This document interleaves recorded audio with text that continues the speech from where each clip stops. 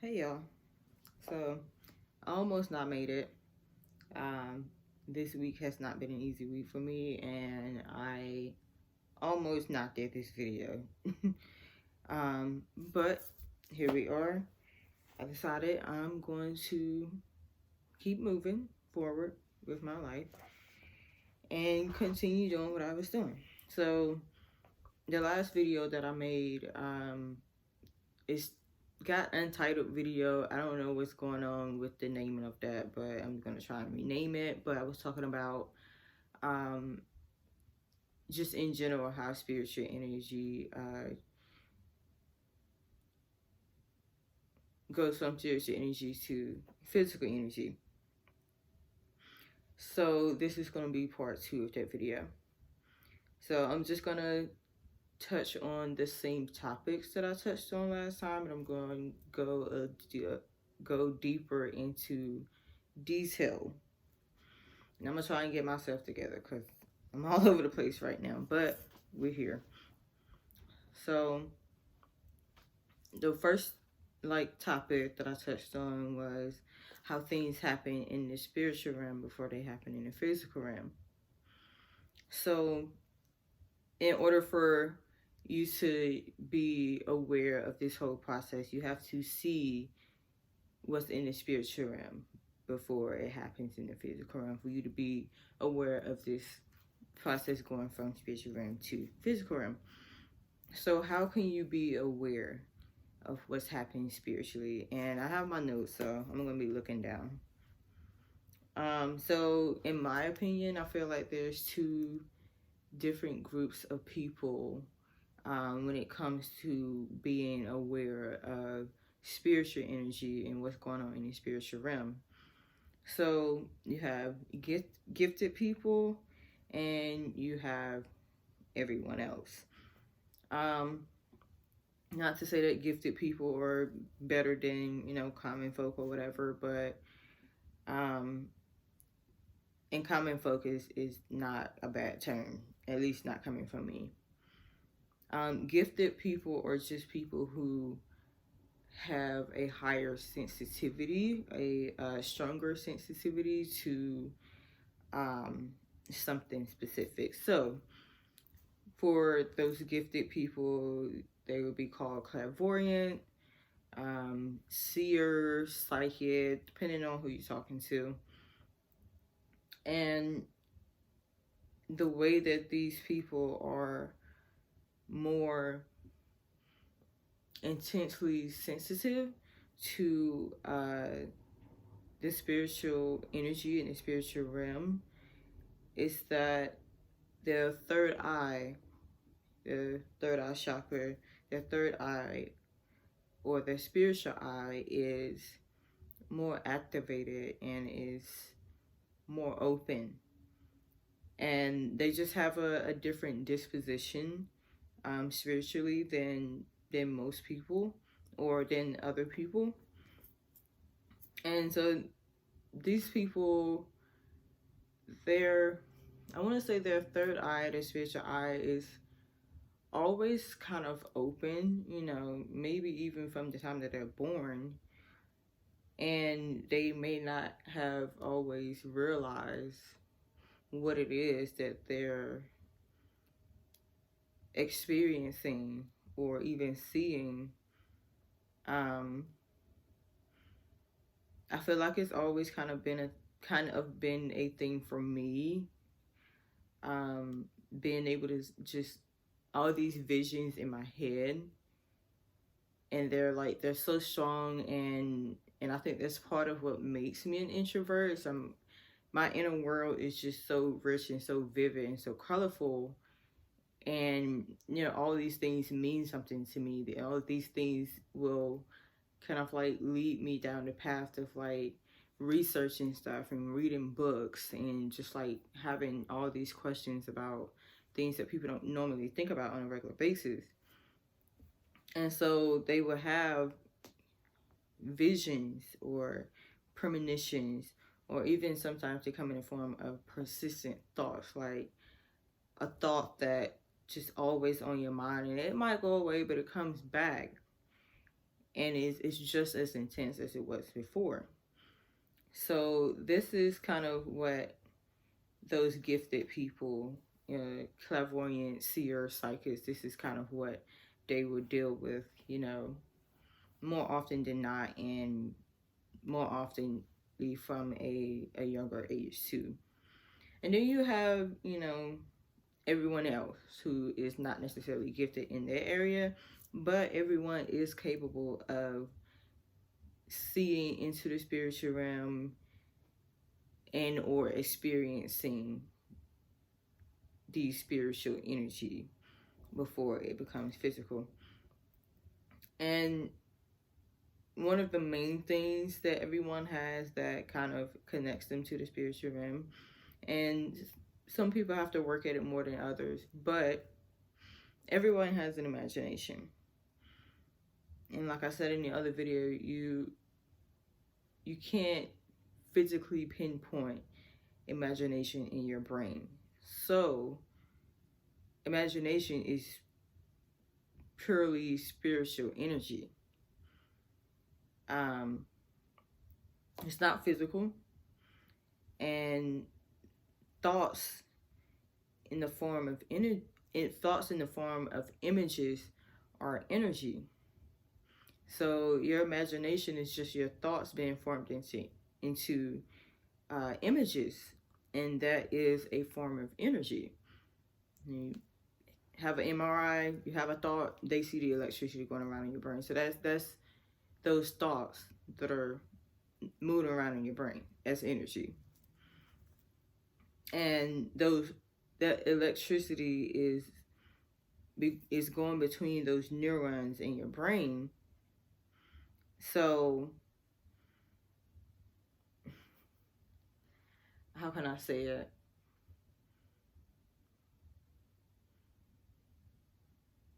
In your imagination is that spiritual energy, and that's what everybody is capable of doing. Your imagination is really the door to the next realm, the spiritual realm. And even though you're experiencing your imagination in the physical realm, it's kind of like, once again, meditation, when you go within, and that's kind of like a spiritual practice.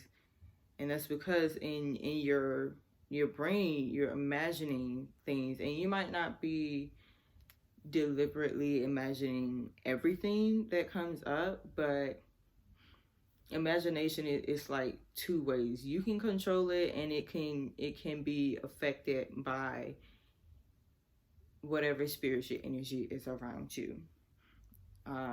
That's why we have nightmares. That's why we have bad thoughts. You have a crazy thought, and you're like, where did that come from? You don't completely control your imagination. If you're open to spiritual energy coming into you, and I mean, you kind of have to be protected, and that's a whole nother topic, but that's where, your protection comes in. That's where you're renewing your mind, kind of like renewing the thoughts that you have going through your head. That's where all of that comes in. But your imagination is a door. You're not the only one that can open and close that door. There are spiritual energies that can show up in your imagination, basically. But those are the two main groups of people that can be aware of what's happening in the spiritual realm, and how they can be aware of what's going on in the spiritual realm. So the second topic that I wanted to go into detail was about paying attention to your surroundings, as they will reveal your current energy. So whatever energy you're currently in, and it can be a number of different energies, not always just one or two main energies that you're being affected by at one given time. Most of the time it's a lot of different things, and they show up at different times, but they're all current energies that are currently going on in your life. So these energies will be perceivable to the natural senses. So, for example, seeing certain colors, seeing certain numbers, or certain words or letters, is a way that spiritual energy can kind of manifest itself in your physical surroundings.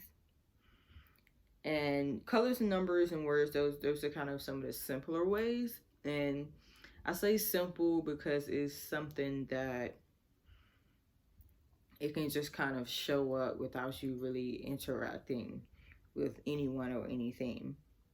But they're not always simple in the way of what they mean to you. They mean many different things to many different people, and it also just depends on your perception, what emotions are, affecting you at the time. You can see every color has negative and positive implications to us as humans. So you can see red, and depending on what type of energy you mad, you see red, you angry. Or if you're in a happier mood and you see red, common positive connotation of the color red is passion. So it really just depends on um, what lenses you have on, like what type of glasses are you looking through in your life right now. Um, but that's what I mean when I say simple is colors, numbers, words. You're not really interacting with anybody. And then you have another way that you can tell what your current energy is, and that's through situations and conversation that you have with other people, or whatever kind of encounters, interactions you have with your surroundings. If you're getting, hurt all the time, you're stubbing your toe, or you running into something all the time, then that speaks to what type of energy that you're in. You're always having arguments with people. That speaks to what kind of energy that you're in. But once again, on the flip side, it can be a lot of positive things going on in your life. You might get promoted, you get a raise, or life just seems to be so easy for you. Everything is just flowing along the way that you love it to be. That speaks to the energy that you're in. And so if you're constantly seeing things that, kind of trigger you, they hit a nerve, or it's just an overall negative feeling, then it's probably time for you to go inside, do some work. If you're going through a dark night of the soul, let it happen. But also put in that work to make things better. What things are you holding on to that need to be let go of? What bad seeds have been planting in your life for such a long time? What weeds do you need to pull up? Well, how do you need to move forward to make your life better? What do you need to change to make your life better? What can you learn from what you're currently going through? So it's not enough to know that, your spiritual energy will affect your physical manifestation. Sometimes we don't want to just let the spiritual energy turn into, a physical manifestation. And a lot of times, universe would give you time to kind of like sort things out. Not all the time, because sometimes, we have situations that will come to us in order for us to learn. And if things don't happen to us, then we'll never learn. But I wouldn't say a number, but a percentage of the time, the universe will kind of like show you where you're heading. It will give you hints as to, hey, this is the path you're heading down. If you want to do something about it, you got a little bit of time. So this is the information about the spiritual energy that we're giving you. You know, the universe, we're giving you this information. You want to do something about it, it's up to you. You have the time. So what can you do about it? Well, and I'm going off on a little bit of a tangent here, but this made me think about creation story, because the earth was, I'm not gonna say it wasn't always here, but we all know the main creation story from the Western civilization is, you know, God created the earth. And so in that story, how was the earth created? Well, he said something. There was an action that was taken, and this action was saying something. So if you see where you're heading and you don't want to head down that way, is totally up to you. You can say, you know, this is not where I want to go. And you can say it to yourself too. Your voice is not just physical voice. You have a spiritual voice. You have that voice in your head, your mental voice, your spiritual voice.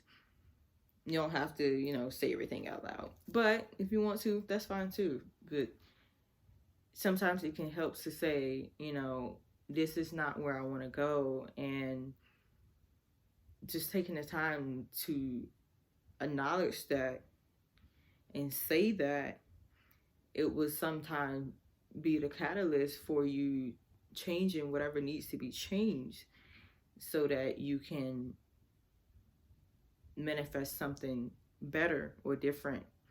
And if you are going down a path that you do want to go down, you can, you know, affirm that this is what I want. I want more of this. I want, you know, more things similar to this. Along with speaking or sound is intentional thinking, changing your thoughts. So how are your thoughts affecting what's going on in your life? Are you thinking bad thoughts? Are you repetitively thinking bad thoughts? You know, how do these thoughts make you feel? And if they make you feel bad, then it's up to you to change it. You might not be able to control all of your thoughts, but you can still do something. You can do a lot. You can do a lot. Those thoughts that come into your head that you don't want, replace it with a different thought. If you have to, replace it with the complete opposite thought. And do that repetitively, so it replaces that bad thought that you don't want anymore. And if, once again, the flip side, if you have some good thoughts in your head, just keep thinking them. Think more of them. Your thought life is very important. Your thought life is an indication of, you know, how your spiritual energy is going to show up in your physical life. And the last thing is, it kind of speaks to both, you know, saying these things and thinking the right thoughts to get you to where you want to be. It's just action. And both speaking and intentional thinking, those are actions. They're not always going to be, you know, physical action, but you can also take physical action. So, you know, just a simple example, if you want to be healthier, if you feel bad because, you know, you don't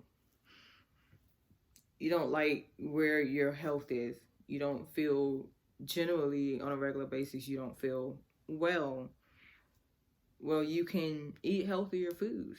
That's a very concrete action that you can take, and it's just a very simple example, but it's the principle. If you want to change something, or if you want to continue something, then take action towards that thing or that situation or that new or that new like situation or energy that you want to be in. And sometimes, like I said, the universe will give you time. You'll see that energy that you're currently in, and you have a chance to flip it before it comes to physical manifestation. So I hope this give you a little bit more detail into how the spiritual realm and the physical realm connects, what it means to see what energy you're in, and how you can manipulate that energy to be something that's better for you in your life. So thank you for watching this video, and I'll see y'all next time. Be well.